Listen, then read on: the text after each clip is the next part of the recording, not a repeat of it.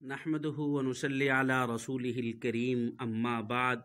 احباب گرامی، ہمارا یہ ختم نبوت کورس کا آج چوتھا سبق ہے، اور اس چوتھے سبق میں ہم ایک اور مدعی نبوت دجال کذاب مرزا غلام احمد قادیانی کا مختصر تعارف اور اس کی کذب بیانیاں اور دجالیاں پڑھیں گے۔ دیکھیں، یہ ملعون کذاب بھارتی صوبہ پنجاب میں اور اس کی تحصیل بٹالہ کے موضع اس کے گاؤں قادیان میں 1839 یا 40 میں پیدا ہوا۔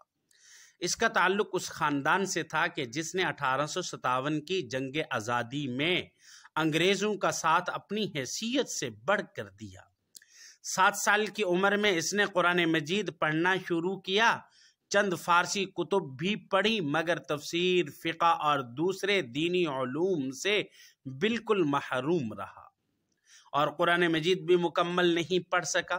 والد نے طب کی تعلیم بھی دلانے کی کوشش کی، مگر اس میدان میں بھی آگے نہ بڑھا، اور نتیجہ یہ ہوا کہ نیم ملا خطرہ ایمان اور نیم حکیم خطرہ جان کا یہ مصداق بن گیا۔ ایک بار اس کے دادا نے اس کو اپنی پنشن لینے کے لیے بھیجا، جو اس وقت 700 روپے تھی اور اس زمانہ میں وہ لاکھوں کے حساب سے بنتی ہے۔ تو اس کو راستے میں ایک دوست امام دین ملا اور اس کے ساتھ مل کر اس نے ساری رقم اڑا لی اور پھر گھر آنے کی بجائے سیالکوٹ کا رخ کر لیا، اور وہاں جا کے اس نے 4 سال تک ملازمت کی۔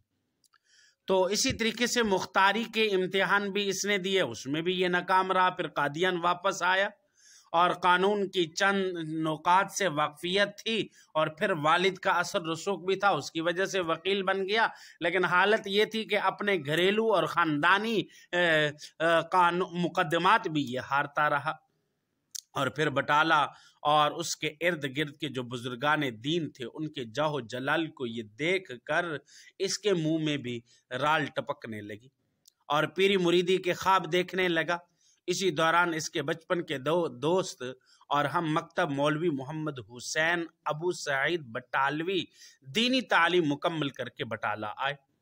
خبر ملتے ہی یہ ان کی خدمت میں حاضر ہوا اور غیر اسلامی ادیان کی رد میں کتاب لکھنے کا مشورہ طلب کیا، اور مولوی محمد حسین نے یہ خیال کہا مبارک ہے، لیکن کتاب کی اشاعت کے لیے سرمایہ کاری درکار ہے۔ تو پھر مولوی محمد حسین صاحب نے کہا کہ لاہور آئیں، پھر دیکھتے ہیں، اس مشکل کے بارے میں بھی سوچتے ہیں۔ یہی وہ زمانہ تھا کہ جب پنڈت دیانند سرسوتی نے اپنی ہنگامہ خیزیوں سے ملک میں مذہبی فضا کو آلودہ کر دیا تھا، اسلام کے خلاف زہر سرائی عروج پر تھی، اور پھر مرزا غلام احمد قادیانی نے مولوی محمد حسین کے پاس مسجد میں لاہور میں رہائشی اختیار کر لی تھی اور مختلف مذاہب کی کتابوں کا مطالعہ شروع کر دیا، اور اس دوران گاہے بگاہے اس کی ہندو، عیسائی اور دیگر مذاہب و مسلک کے لوگوں سے بحث و مباحثہ بھی ہوتی، اور اس نے اپنے ارد گرد مجمع اکٹھا کرنے کا ہنر بھی سیکھ لیا۔ اب مرزا قادیانی نے ان بحث مباحثوں سے باہر نکل کر الہام بازی کی دنیا میں قدم رکھ لیا اور اپنے آپ کو مستجاب الدعوات کہلانے لگا کہ میں مستجاب الدعوات ہوں، اور شہرت تو اس کی پہلے سے تھی، لیکن اب مستجاب الدعوات کا ڈھونگ اس نے مزید رچایا کہ میری دعائیں قبول ہوتی ہیں، میں مستجاب الدعوات ہوں، اور پھر اس کے ساتھ لوگوں کا مزید حلقہ احباب اس کے ساتھ جڑنے لگا، اور پھر اسی کے ساتھ اس نے خود اپنی کتاب براہین احمدیہ، یہ مرزائیوں کے نزدیک مرزا قادیانی کا سب سے بڑا علمی کارنامہ ہے۔ یہ 564 صفحات پر مشتمل کتاب ہے کہ جس کے جواب پر مرزا قادیانی نے غیر مسلموں کے لیے 10,000 روپے کا انعام مقرر کیا۔ اس اعلان پر مسلمانوں کو یقین ہو گیا کہ مرزا اسلام کی تائید میں غیر مسلموں کو منہ توڑ جواب دے گا۔ براہین میں قادیانی نے ایسا لب و لہجہ اختیار کیا کہ آریوں اور عیسائیوں کے دلوں میں بھی اسلام کے خلاف نفرت اور عناد میں اضافہ ہو گیا، اور پنڈت لکھت رام نے تکذیب براہین احمدیہ کے نام سے جواب شائع کیا، اور اس بدبخت نے انبیاء اور رسل کی اس قدر اس اپنی کتاب میں توہین کی کہ شاید اس سے پہلے ایسا کبھی نہ ہو، اور اس سب کا ذمہ دار وہی مرزا قادیانی ہی قرار پایا۔ لیکن مرزا اور اس کے حواریوں کے نزدیک براہین کامیاب ترین کتاب ہے۔ اور اسی دوران امرتس میں مرزا قادیانی کے دوست حکیم محمد شریف نے اس کو مجدد ہونے کا مشورہ دیا۔ چنانچہ مرزا نے مجدیت کا ڈھونگ رجا دیا اور دنیا بھر میں مختلف زبانوں میں لٹریچر بھجوانا شروع کر دیے۔ لیکن مرزا کی تجدید کا اثر کا کمال یہ ہوا کہ 20,000 دعوتی اشتہار کی ترسیل کے باوجود ایک بھی غیر مسلم اس کا ہم نوا نہ بن سکا۔ اور پھر علماء لدھیانویہ میں ممتاز شخصیت کے حامل مولانا محمد اور مولانا عبداللہ اور مولانا محمد اسماعیل، ان تینوں بھائی تھے۔ ان تینوں بھائیوں نے کہیں سے براہین احمدیہ کتاب لی اور اس کا مطالعہ کیا۔ اس میں الحاد اور زندیقیت کے طور پر نظر آنے والی اس کی تمام باتوں کو دیکھا، اور پھر انہوں نے شہر میں اعلان کر دیا کہ یہ شخص مجدد نہیں بلکہ ملحد اور زندیق ہے۔ مرزا کی تکفیر کا سب سے پہلے انہوں نے فتویٰ جاری کیا۔ پھر تھوڑے ہی دنوں کے بعد علماء حرمین کی طرف سے بھی مرزا کے کفر کے فتوے ہندوستان پہنچ گئے۔ جب تکفیری فتووں کے بعد مرزا قادیان کی سرگرمیاں متاثر ہونے لگیں تو اس نے مسیح ہونے کا پھر اعلان کا منصوبہ بندی شروع کر دی کہ میں مسیح ہوں۔ سب سے پہلے اس نے حضرت عیسیٰ علیہ السلام کی حیات اور آپ کی آمد ثانی سے انکار کیا، حالانکہ اپنی خود اسی کتاب کے صفحہ 498 میں پہلے یہ حضرت عیسیٰ علیہ السلام کی حیات اور آمد ثانی کا اقرار کر چکا تھا۔ پھر اس بدبخت نے یہ پروگنڈا کیا کہ میں مسیح ہوں۔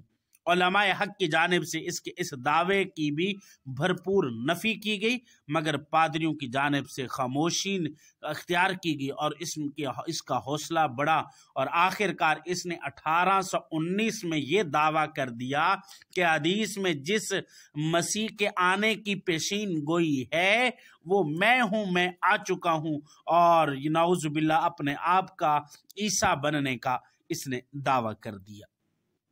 اور پھر اس نے 1892 میں اس نے مہدی ہونے کا دعویٰ کیا، اور مرزا کے جھوٹ پر جھوٹ اور دین اسلام کا حلیہ بگاڑنے پر اس کے محسن و مربی مولوی محمد حسین سمیت کئی لوگ اس کا ساتھ ہی چھوڑ گئے اور اس کے جھوٹے دعووں کے پول کھولنے لگے۔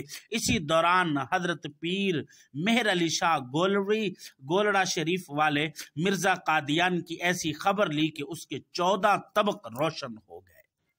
جب اس نے محسوس کیا کہ اب بچنے کا کوئی راستہ نہیں تو مناظرے کی دعوت دی۔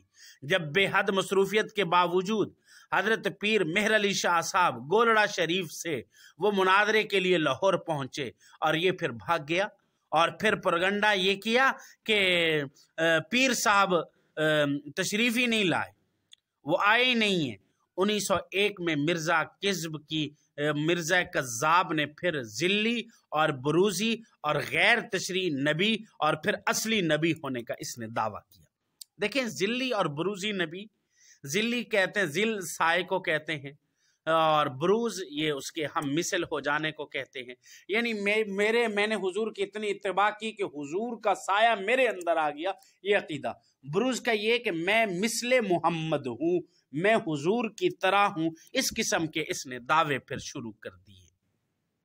اور پھر قادیانیوں کے لٹریچر سے معلوم ہوتا ہے کہ مرزا ایک آنکھ سے دیکھتا تھا، چپل الٹی پہن کر چلا کرتا تھا، پتہ نہیں چلتا تھا، اور مرزا کو ایک ڈاکٹرانی سے بھی پیار ہو گیا۔ مرزا کو محمدی بیگم سے شادی کی بڑی چاہت رہی، لیکن یہ تمنا زندگی بھر پوری نہ ہو سکی۔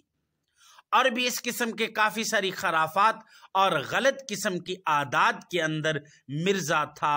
اور پھر یہ اکثر پیشاب اس کو کثرت سے آتا تھا، اور ایک جیب میں گڑ رکھتا اور دوسری جیب میں ڈھیلا رکھتا تھا، اور پتہ نہ چلتا انجانے گڑ کی جگہ ڈھیلے کی جگہ گڑ کو استعمال کر لیتا تھا، اور مختلف جسمانی اور نفسیاتی بیماریاں اس کو لائق تھیں، اس لیے فضول اور بیکار باتیں زبان سے اس کے نکلتی رہتی تھیں، اور اکثر اس کی پیشین گوئیاں جو تھیں وہ جھوٹی ثابت ہوتی تھیں، اور اس نے اپنی کتابوں میں غلیظ اور گندی زبان استعمال کی، حتیٰ کہ صحابہ، انبیاء اور خدا تک بھی اس کی گستاخیوں سے محفوظ نہیں رہے۔ اور پھر فرمایا مرزا قادیانی کو ابتدا میں تو مسلمان مشاہیر کی جانب سے پذیرائی حاصل ہوئی، جو اس کے دعوی مسیح مدعو کے بعد سخت مخالفت میں تبدیل ہو گئی۔ مسلمان علماء نے متفقہ طور پر اس کے کفر کا فتویٰ لگایا۔ دیوبندی، بریلوی، اہل حدیث غرض ہر مسلک کے علماء آگے بڑھ کر اس فتنے کی سرکوبی میں اپنا اپنا حصہ لیا، اور اس کے ہر قسم کے جھوٹ اور دجال کو بے نقاب کرنے کی امت کے سامنے ہر ممکن کوشش کی۔ اور پھر مقام افسوس یہ ہے کہ خاتم النبیین سید المرسلین حضرت محمد صلی اللہ علیہ وسلم نے اپنی حیات مبارکہ میں جھوٹے مدعیان نبوت کے قتل اور انہیں منطقی انجام تک پہنچانے کے احکامات جاری کیے۔ سیدنا صدیق اکبر رضی اللہ تعالیٰ عنہ نے اپنے دور خلافت میں ترجیح بنیادوں پر ان بدبختوں کا کلاکما کیا، اور آپ کے بعد بھی ہر دور میں اس طرح کے لوگ سامنے آئے اور انجام بد سے دوچار ہوئے۔ لیکن افسوسناک بات یہ کہ گزشتہ صدی کے دوران عالم اسلام کی جانب سے ان جھوٹے نبیوں کی سرکوبی کے لیے حکومتی سطح پر کوئی واضح اقدامات نظر نہیں آئے، اس لیے ان کی قوت بڑھتی جا رہی ہے، اور بعض اوقات اپنے اوپر افسوس ہوتا ہے کہ ہم ایسے دور میں جی رہے ہیں جس میں جناب رسول اللہ علیہ وسلم کی ختم نبوت پر ڈاکہ ڈالنے والے سینہ تان کے کھڑے ہیں، لیکن ان کے سامنے بند باندھنے والا کوئی نہیں ہے۔ اور گزشتہ ادوار میں بھی جتنے بھی جھوٹے نبی آئے، آج ان میں سے کسی کا لٹریچر موجود نہیں اور نہ ہی پیروکار ہے۔ قادیانیت وحد مرتد اور زندیق جماعت ہے جو ایک صدی گزرنے کے باوجود بھی اس کا لٹریچر بھی موجود ہے اور اس کے پیروکار بھی موجود ہیں۔ اس میں قصور کس کا ہے؟ یہ ہم سب کے لیے سوچنے کی بات ہے۔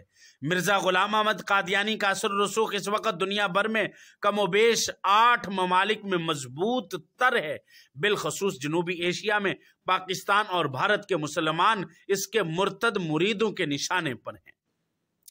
غیر مسلم ممالک میں قادیانیت کے لیے میدان صاف ہے، کیونکہ وہاں علماء، طلباء اور مدارس موجود نہیں ہیں جو ان کی اصلیت نہیں بتا سکتے۔ وہاں مساجد تک میں بھی قادیانی امام لگے ہوئے ہیں۔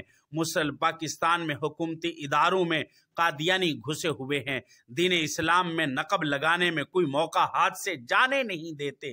بعض لوگ ایسے بھی ہیں کہ انہیں اپنے بہن بھائی قرار دیتے ہیں، کہتے ہیں یہ ہمارے بھائی ہیں، یہ بھی مسلم، ان کو مسلمان کہتے ہیں، حقیقت میں یہ مسلمان نہیں ہیں۔ آج بھی یہ ہماری اس دھرتی میں، پاک سرزمین میں ایک منی ریاست جو پہلے ربوے کا نام تھا، اور آج ہمارے بزرگوں نے اس کا نام چینج کروا کے چناب نگر کا نام رکھوایا ہے۔ اس میں انہوں نے اپنی جنت اور اپنی جہنم اور اپنا انتظام اور اپنا نظام بنایا ہوا ہے، اور وہاں اعلیٰ قسم کی انہوں نے ہسپتالیں بنائی ہوئی ہیں، دل کی ہسپتالیں، باقی اور غریب اور سادہ لوگوں کو وہاں علاج کے نام پر گمراہ کر رہے ہیں۔ افسوس ہوتا ہے کہ ہم مسلمان اس کی قلقمے کرنے کے لیے کچھ بھی نہیں سوچتے، گھر میں بیٹھے ہوئے ہیں۔ کل قیامت کے دن حضور اکرم صلی اللہ علیہ وسلم کو کیسے منہ دکھائیں گے؟ یہ بہت بڑے مکار لوگ ہیں، اپنے آپ کو مسلمان ظاہر کرتے ہیں، کہتے ہیں ہم قرآن پڑھتے ہیں، حالانکہ ان کا قرآن سے کیا تعلق؟ اور ان کی یہ براہین عامدیہ قرآن کے مقام کے برابر ہے۔ نعوذ باللہ، معاذ اللہ، نہ کرے کفر نہ باشد۔ اللہ رب العزت ہم سب کی حفاظت فرمائے، اللہ رب العزت ہم سب کو اس فتنے سے محفوظ فرمائے۔ وآخر دعوانا الحمد للہ رب العالمین۔